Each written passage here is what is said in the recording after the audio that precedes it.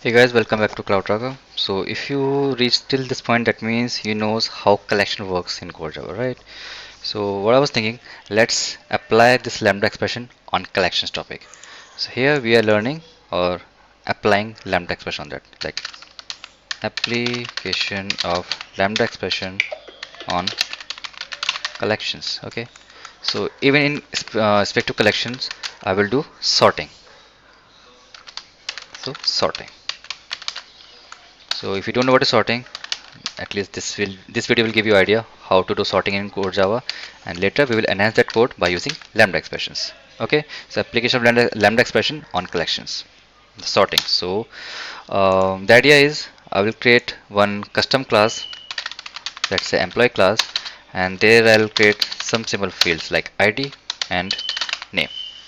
Okay, then later I want to sort the employee. So either it could be based on ID or it could be based on name. At one time you can have only one sorting feature, right? Either you can sort employees on the basis of ID or on the basis of name. You cannot have both. It's not a filter, it's a sorting. Okay, so once we have decided that I want to create one sorting on ID or one sorting on name, we can pick on one. We have actually two ways for doing that. I'll explain this more, in detail when we do collections. If you need collections topic, so yeah, mention in the comment section. I'll definitely create this whole series on collections.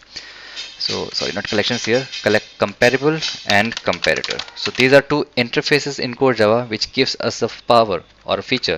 Through these interfaces, we can do sorting in collections. So I will have bunch of employees, then I will sort those employees on the basis of comparable or comparator. So for this example, I'll work on comparator.